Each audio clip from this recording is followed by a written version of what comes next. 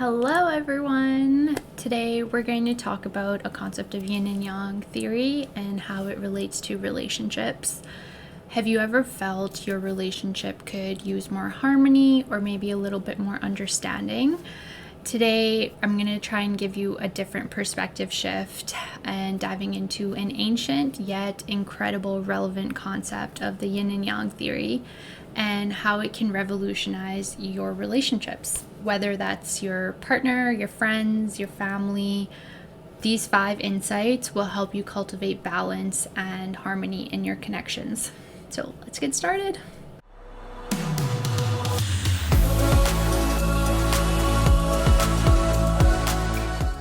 I'm going to link the symbol right here. When you look at the symbol in itself, I've already covered a concept of the yin and yang for basic principles, which I'll link somewhere up here too, that if you want to refer, you can go back to that. You can see how these 4 basic principles can play into any area of anybody's life, including relationships. So number 1 being balance between giving and receiving in a relationship. The yin and yang theory teaches us about balance, especially in how we give and how we receive. Yin represents receptivity. Oh my god, I couldn't say that word. The art of taking things in, while yang symbolizes the action and giving to others. So when you look at it in the realm of relationships, imbalance often happens when one person is always giving while the other person is always taking. And over time, this can lead to burnout and resentment within relationships. So a true harmony emerges when both partners share the roles of giving and receiving. A little quick exercise is reflect on your recent interactions with the people around you. Are you mostly giving support or leaning back and taking it all in? If you do notice an imbalance, try switching roles to restore the balance and harmony back into that relationship. Number 2 would be embracing your complementary differences. I know a lot of people, they tend to stick to what's familiar and similar to them, and or they will just completely hate and despise the differences that come up amongst a group of people, especially in environments where you're forced to be in that group together, like in a workplace. Yin and yang are opposites in nature, but they aren't at odds. Like, they fit this perfect picture. They complement each other, creating this wholeness where one lacks, the other picks up type of principle. And this is so powerful in this metaphor for relationships. So instead of trying to change your partner to be more like you, learn to appreciate the differences in, hey, this person operates in this way and it works for them, and it might work for the team, or it might work for our relationship, right? Where they are able to give in a little bit more in that arena of life or in the way that they do it, whereas you would give in a different way. Like, there's a push and pull, but it connects together in this whole picture. So an example, if one person is super spontaneous, being very yang in nature, and the other is methodical, very routine based, yin in nature, you can balance each other out. So together you'll cover a broader range of strengths together, rather than one person sticking to their methodical ways of doing things always and then getting into this rut of boredom, whereas the spontaneous person may be willing to take more crazier risks and stuff, but which can also end up burning them in the end. You know what I mean? Like, they're 2 very separate natures together and combine the 2, and they're able to create this harmony which kind of helps each other in their day-to-day life to bring that balance into their life. And think about the differences in relationships, like what strengths does the other person bring that you don't? And celebrate those qualities instead of seeing them as conflicts of, oh, well, you're doing it like this and this is why it's wrong. Like, it doesn't have to be wrong.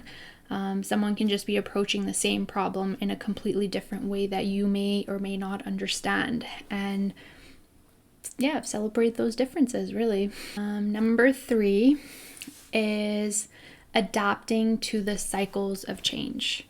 As you know, change is the only constant in this life. And just as yin and yang flow into each other, relationships naturally go through phases. So closeness, being super close, and distance, excitement versus a very calm, chill moment. Understanding this cycle can help you avoid panic during the low points and appreciate the high points even more. So when you face disagreements or just quiet periods with your friends, remember that these moments are part of the rhythm. Instead of resisting change and either having your anxious attachment kind of want to cling on to the person even more, just resist that. Instead of resisting this change in the dynamic or in the flow, use it as a chance to grow closer. Number 4, cultivate your inner balance to avoid overdependency on the other. This is a really, really big one here that I'm going to kind of touch base on. Like, relationships thrive when both individuals bring a balanced, whole version of themselves. So if you're overly yin, like too passive, and you're not communicating very well, or you're overly yang, which can be super controlling or very confrontational in a way that's not helpful, it can strain the connection. Like, it's not going to be as smooth. So try asking yourself, are you relying too much on someone else to meet your emotional needs? Or are you trying to control every aspect of the relationship? Working on your own emotional well-being, practices like meditation, mindfulness, journaling, engaging in hobbies that you like and light you up on the inside can all help maintain this balance of closeness but also distance at the same time. So you're not overly dependent on this person to fulfill every part of you, and you are able to stand whole without the other person. And it's not like this person is there to complete you as a human being. Tough one to hear. I'm sure that one probably burned a lot of people if I haven't already lost you in this video. But number 5 would be harmonize communication styles. And I think this one might be the make it or break it in a lot of relationships. The yin communication is reflective and focused on listening, while yang communication is assertive and action-oriented. Both styles are essential and both styles are needed in a relationship, but it's also knowing when to use each of these different styles that can be the make it or break it difference in a relationship. So for example, if your partner is sharing their feelings, your friend is sharing their feelings, lean into the yin nature by listening without jumping in with solutions or conclusions, just being that listening ear and that supportive pillar for them to kind of work through their own thought process. Because sometimes when someone's trying to voice what they're actually feeling, like, it can come out a little clunky. So instead of just jumping at them to be like, nah, it's not like this, you're giving them the time and space to voice their feelings safely. On the flip side, when decisions need to be made, right? Like, that's when you can channel your yang energy by confidently expressing your thoughts. Like, nah, example would be like going out for dinner somewhere, right? Like if you know you want to go try out this one restaurant and somebody's giving suggestions of a food that you don't want to eat right now, like take that young communication in and be like, nope, this is what I want to eat. Let's go eat this. And yeah, so these seem simple, honestly, but these 5 little insights of remembering how keeping this philosophy of yin and yang theory into relationships can help build a more balanced harmony and dynamic in any relationship that you have.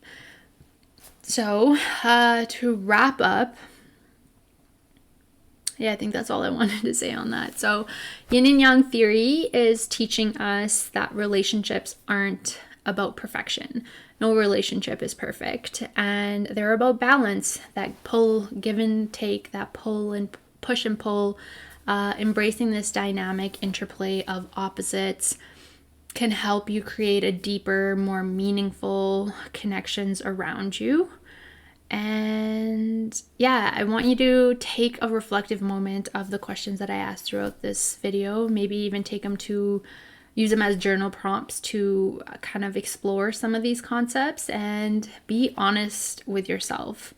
It's just you and your journal at that moment, and God or universe, I guess, at that moment, right? And you can't lie to the universe or God. So just really be truthful with your answers so that you can show up better for yourself and the relationships that you're in. So thanks for watching, and if you found this helpful, hit that like and subscribe button and share it with someone who could use a little more balance in their relationships, or would find anything that I've spoken about a little helpful. And yeah, remember that harmony starts from within. And yeah, till next time. Bye.